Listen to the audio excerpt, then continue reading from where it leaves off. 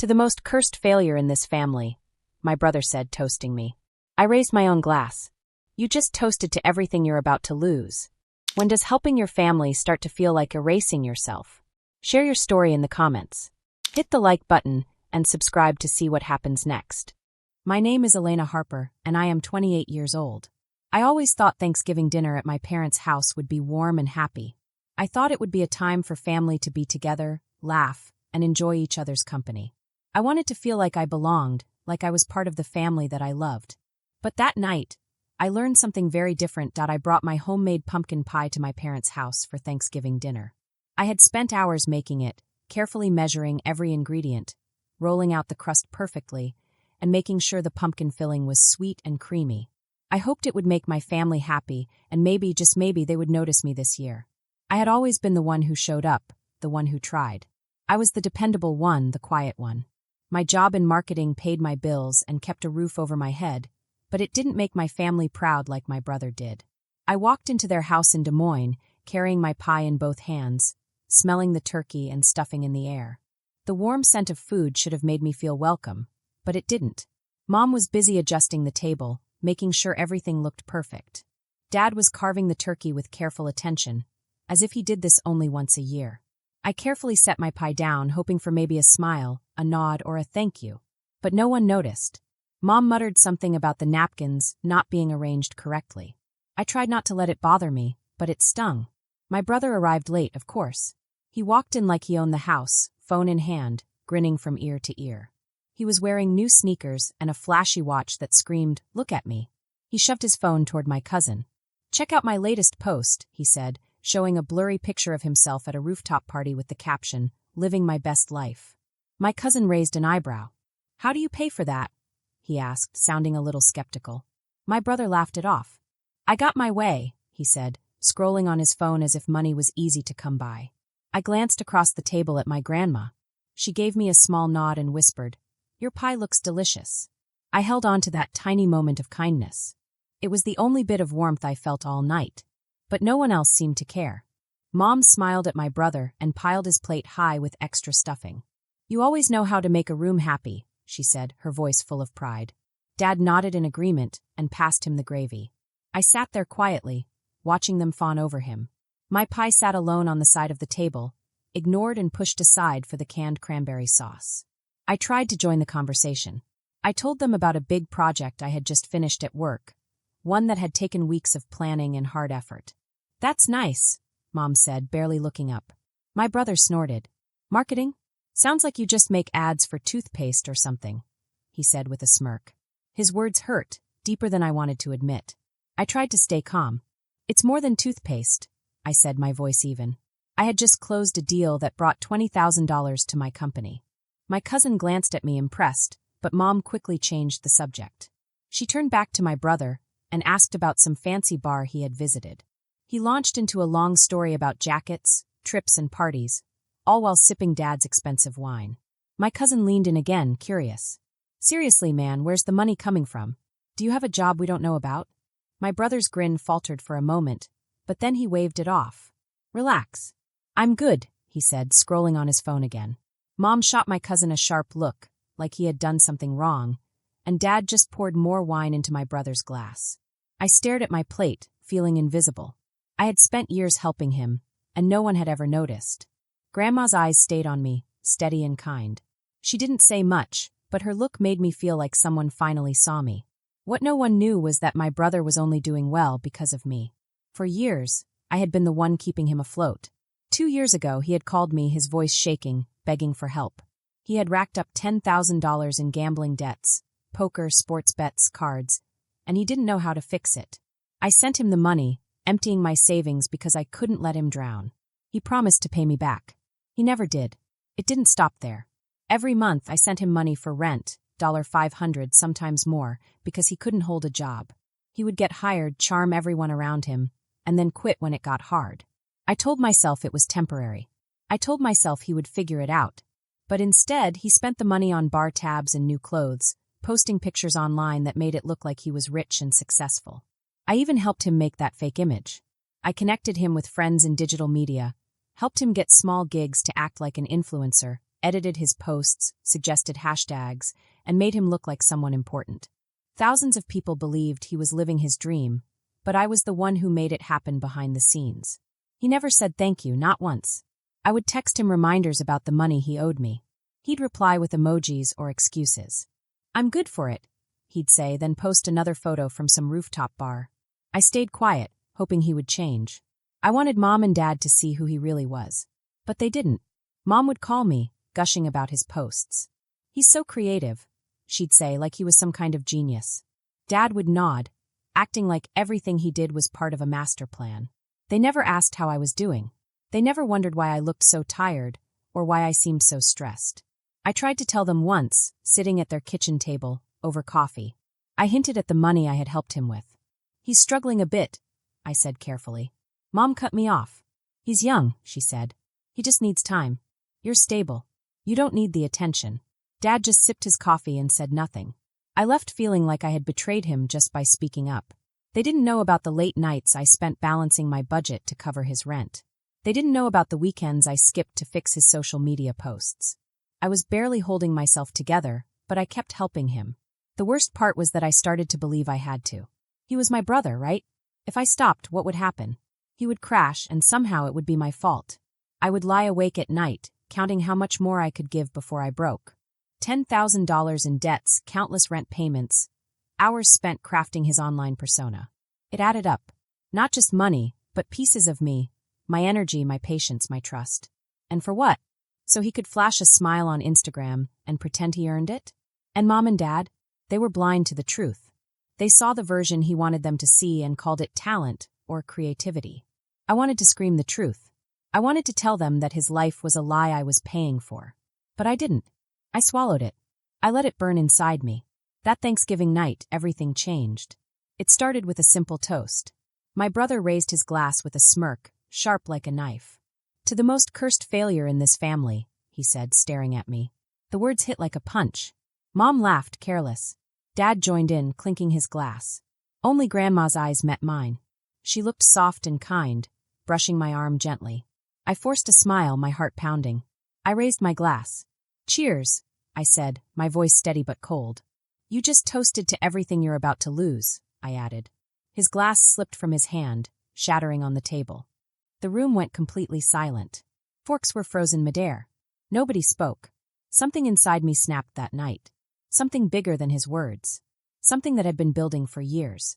I realized I wasn't just invisible in this family. I wasn't just ignored. I was treated like I didn't matter.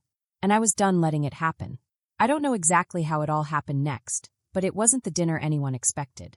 There were tears, there were arguments, and there were truths spoken aloud that had been simmering for years. For the first time, I didn't stay quiet. I spoke. I told them about the money I had given, the nights I had stayed awake, the help I had given my brother while they praised him. I told them how I had built up his fake life, while mine seemed invisible. The room was tense. Mom and Dad looked shocked. My brother's face went pale. Grandma sat quietly, her eyes soft but proud. I felt a heavy weight lift off my chest as I spoke, even though my hands were shaking and my heart was pounding. For years, I had tried to hold everyone together. But that night, I realized I didn't have to. I wasn't invisible anymore. I wasn't just the one who fixed everything. I mattered. And finally, for the first time, my family saw that. Every time I saw my brother's posts on Instagram or social media, it hurt. Every time Mom said nice things about him, it felt like a slap on my face. I felt invisible, like no one even saw me. Everything I had done for him, helping him, taking care of him, paying for things he couldn't afford, felt like it didn't matter at all. I wasn't just helping him. I was carrying everyone's foolish ideas, too. I was carrying their delusions. But I kept going. I kept helping him because I thought that's what family was supposed to do. Families helped each other, right? But that night after dinner, something changed. I couldn't ignore it anymore. I couldn't stop noticing the way everyone looked at each other. Mom's laugh, Dad's nod, my brother's smirk. It all felt like a heavy weight on my chest. I had given everything I had for them and for him, and nobody noticed. Not one person. I was tired of being the one who held it all together, while my brother got all the attention. I was tired of feeling invisible in my own family. The dinner was lively, full of chatter and laughter, until my brother stood up. He raised his glass like he was the king of the table. His eyes were sharp, and for some reason they were locked on me. It was like he had been waiting for this exact moment. I braced myself thinking, okay, maybe it's just another one of his jokes. But it wasn't a joke. He looked straight at me and said, loud enough for everyone at the table to hear, "To the most cursed failure in this family." The words hit me like a real, hard slap. I felt it all the way down to my stomach. Mom burst out laughing, throwing her head back like she had never laughed so hard in her life. Dad raised his glass, chuckling, joining in. My cousin froze, fork halfway to his mouth, looking between all of us. I felt the room shrink, like the walls were closing in on me. Every stare was like a pin pushing into me. Then something small but huge happened. Grandma's hand found mine under the table. Her grip was warm and steady. "You're enough," she whispered, so quietly only I could hear. My heart was racing. I thought about all the times I had helped him, all the $10,000 I had given him to pay off his gambling debts, all the months I had covered his rent, all the posts I had written to make him look popular online. And now, after all that, this was how he treated me? I pushed my chair back, standing up. I looked him in the eye and said, "I'm done. No more paying your debts. No more covering your rent. No more building your lies online. You're on your own." The table went silent. Mom's laugh died in her throat. My brother's smirk disappeared, and his glass trembled in his hand. I was just joking," he stammered, glancing at Mom like she would save him. Mom's face changed. Her voice got sharp. "You're being too sensitive. He didn't mean it like that. Don't ruin the night." Dad nodded, his tone firm. "Let's keep the peace. It's Thanksgiving." My cousin shifted in his seat, looking uncomfortable. I felt like everyone was judging me, like I was the one breaking the family apart. But Grandma's hand never left mine. Her grip was steady, and her eyes looked right into mine, full of quiet pride. She didn't need to say anything. I knew she saw me, really saw me. That gave me the strength to keep standing. "No," I said, my voice steadier now. "I'm not the one ruining anything. I've paid for his mistakes for years. I've emptied my savings, worked extra hours, fixed his messes, and you all just clap for him." I turned to my brother. His face had gone pale. "You called me a failure. Look in the mirror. You have nothing without me." Mom gasped, putting her hand to her chest. "That's enough," she snapped. "He's trying. You don't have to be so cruel." Dad shook his head, muttering something about family unity. My cousin looked down, trying to stay out of it, but Grandma's hand stayed on mine, and her silence felt louder than anything anyone else was saying. I wanted to scream about every late-night phone call, every dollar I had sent him, every post I had written to make him look good. But I didn't. They wouldn't listen. They never had. Instead, I looked him in the eyes. His eyes were wide, like he finally understood what he had lost. "Good luck," I said, my voice cold. "You'll need it." I pushed my plate away, the pumpkin pie I had baked still untouched, and walked toward the door. Mom called after me, her voice a mix of anger and panic. "You're leaving over this?" Dad added, "Come on, don't make a scene." I didn't turn back. Grandma's eyes followed me. She nodded, small but certain, like she knew I was doing the right thing. I grabbed my coat. The weight of their words still pressed on me, but it no longer crushed me. I had spent years carrying them, carrying his debts, their excuses, their blindness. But that night I let it go. I stepped out into the cold. The door closed, and for the first time I felt free. A week after the dinner, I still remembered my brother's mocking stare. I had walked out of that house, my heart raw from his words. But something inside me wasn't ready to give up on him. Despite everything, his insults, his lies, the way he had taken me for granted, I wanted to believe he could change. So I did something I hadn't planned. I reached out to a friend who ran a small digital content company. They needed someone full of energy, someone who could make people notice online. My brother, with his polished Instagram persona, seemed perfect. I told my friend about him without saying it was me helping. They agreed to give him a chance. I texted my brother the details, keeping it short. "Got you a gig. Content startup. Don't screw it up." He didn't reply for hours. When he finally did, it was just a thumbs-up emoji. Typical. I told myself not to hope for too much, but I couldn't help it. Maybe this was the push he needed to finally stand on his own. At the startup, he had to make short videos, product promos, lifestyle clips, nothing too complicated. To my surprise, he showed up every day. He brought his charm, and people noticed. In his first week, he nailed a promo video that got shared across all their social media. The team lead even emailed me, praising his natural spark. I felt a flicker of pride, mixed with disbelief. A few days later, We met at a coffee shop to talk about the project. I watched him walk in, full of confidence like he had already made it. He slid into the booth, grinning. "They love me," he said, tossing his phone on the table. "I'm a natural." Then, for the first time ever, he pulled out his wallet and paid for his own coffee. I almost dropped my cup. I nodded, keeping my face neutral, but inside I was stunned. Could this be real? Was he finally stepping up that night? My grandma called me. Her voice was warm and steady like always. "You did a good thing giving him a chance," she said. "Don't let go of that heart of yours." I clutched the phone, her words sinking in. She didn't know half of it. The money I had spent, the late nights, the heartache, but she saw something in me I had started to doubt. Kindness, not weakness. "I just want him to be better," I said, my voice catching. She paused. "He has to want it too," she said. Her words felt heavy, but they were true. Over the next few weeks, I checked in with the startup team. They kept raving about him. His energy, his ideas, the way he lit up a room. He was posting about the gig online, calling it his big break. No mention of me. I didn't care. If he kept this up, maybe he'd finally do something real. I let myself hope. I imagined him taking responsibility, maybe even thanking me one day. Maybe he'd get a steady paycheck, move out of that apartment I was still partly paying for, stop leaning on mom and dad's praise, and start earning it on his own. I wasn't naive. I knew he could slip back into his old ways. But for the first time in years, I saw a glimmer of something real in him. I wanted to believe it would last. I had to believe it. Then came a rainy Tuesday. 2 months after I got my brother the startup job, I got a call from the team lead. He had stopped showing up. No warning, no explanation. Just gone. I wasn't shocked, but it stung. I had hoped he'd stick with it. Prove me wrong. Show me he could be responsible. Instead, he texted me that morning. Casual as ever. "Need to talk. Meet me at the diner." I went, even though I didn't want to. I expected excuses. He was already there, sprawled in a booth, scrolling his phone like nothing had changed. "I quit the gig," he said, not even looking up. "It was holding me back. I need to be free to create, you know?" I stared at him, waiting for a joke. There wasn't one. He leaned forward, eyes bright, full of excitement.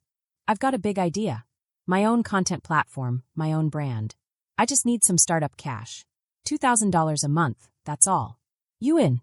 My stomach twisted. $2,000 every month for a vague idea he couldn't even explain? I had heard this before. Gambling debts, rent, endless promises.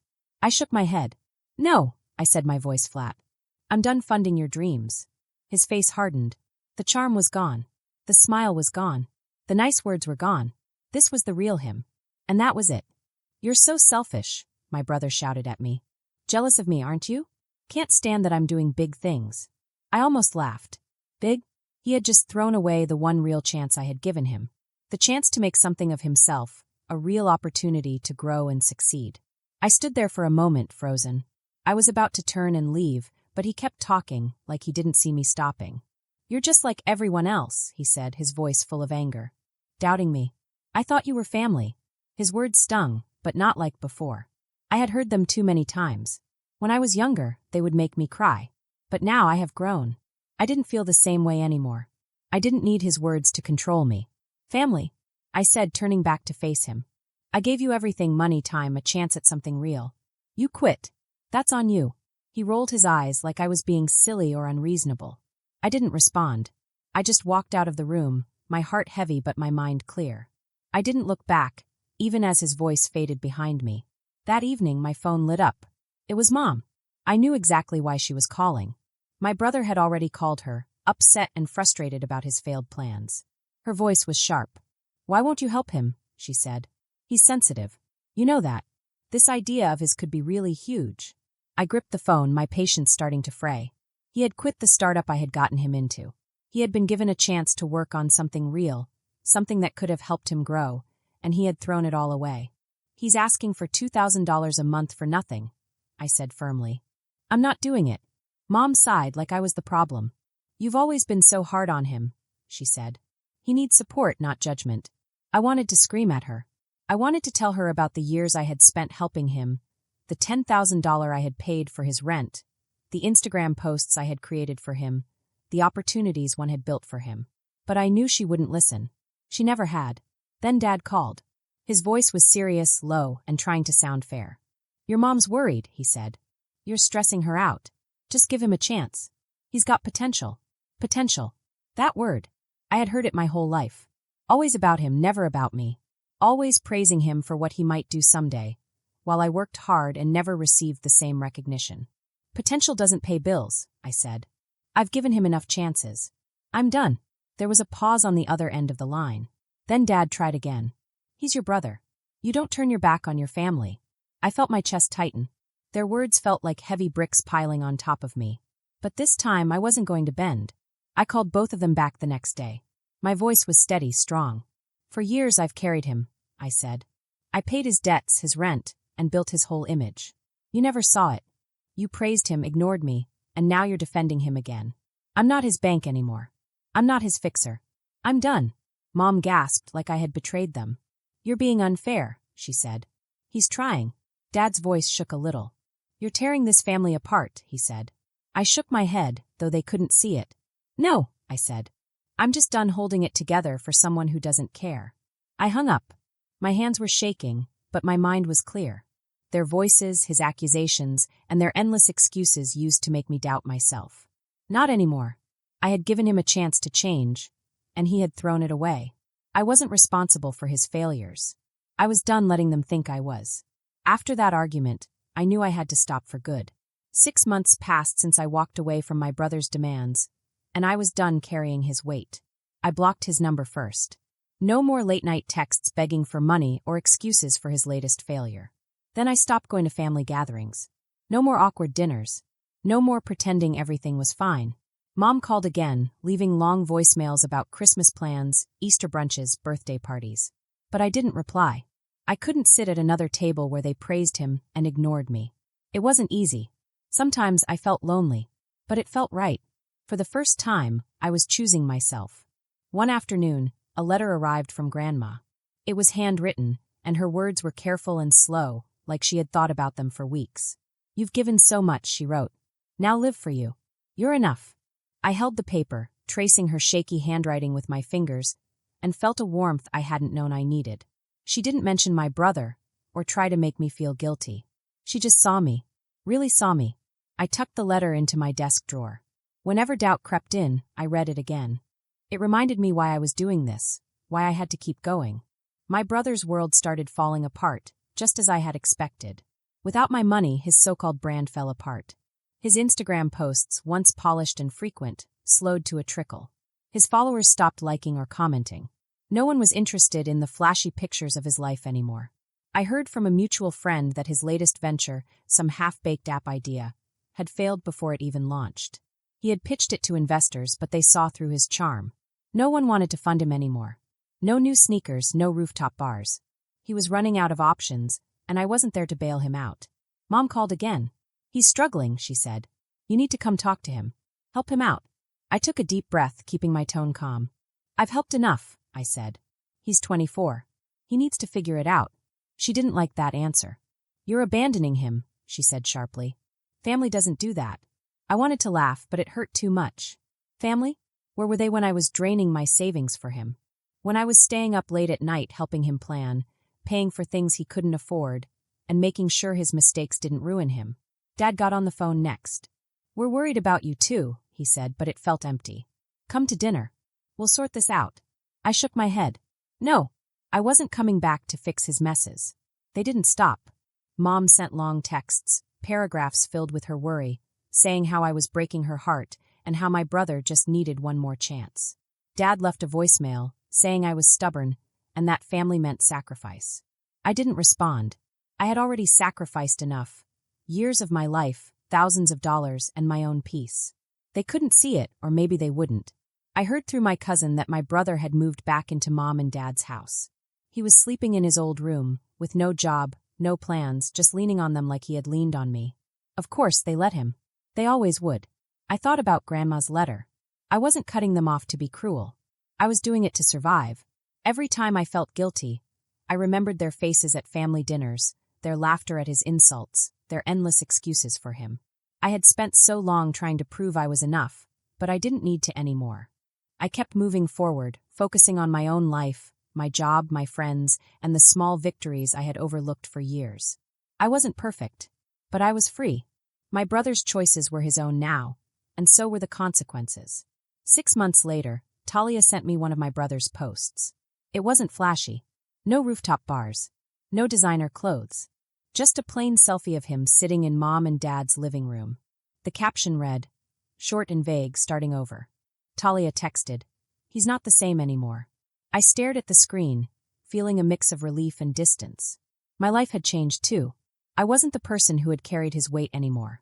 I had landed a better job in marketing, leading campaigns that made me excited to go to work. I was setting boundaries and saying no without guilt. For the first time in years, I felt at peace. Talia filled me in over coffee one weekend. She said my brother had gone quiet. No more boasting, no more chasing followers. His online presence had almost disappeared. Companies turned him away. His reputation for flaking had spread. "He's not even trying to fake it anymore," Talia said. "Lives at home, barely leaves." I nodded, not surprised. Without my money and without anyone propping him up, he had crashed. Part of me felt sorry for him, but not enough to step back in. Mom and Dad were struggling too. Talia told me they had been dipping into their savings to cover his bills, groceries, phone, even car insurance. They had always enabled him, but now it was hurting them. I didn't answer Mom's voicemails asking me to come back. Dad sent one last text a month ago. "We miss you." I wanted to believe it, but I knew they missed the version of me who cleaned up their son's messes. I didn't respond. Grandma called one evening. Her voice was bright, cheerful, and calm despite her age. "I'm proud of you," she said. No preamble. "You chose yourself, and that's not easy." I smiled, holding the phone tight. She didn't mention my brother or my parents. She just talked about her garden and her new apple pie recipe. But her words hit me deep. She had always seen me, even when I felt invisible. "You keep going," she said. "You're stronger than you know." I sat there letting her words settle in, feeling lighter than I had in years. Looking back, I saw the lesson in all of it. Setting boundaries wasn't just saying no. It was about protecting my own heart. I had spent years pouring myself into someone who wouldn't change, hoping my family would notice. They didn't, and that hurt. But it taught me something important. I couldn't control their choices, only mine. Letting go of my brother, stepping away from their expectations, gave me room to breathe.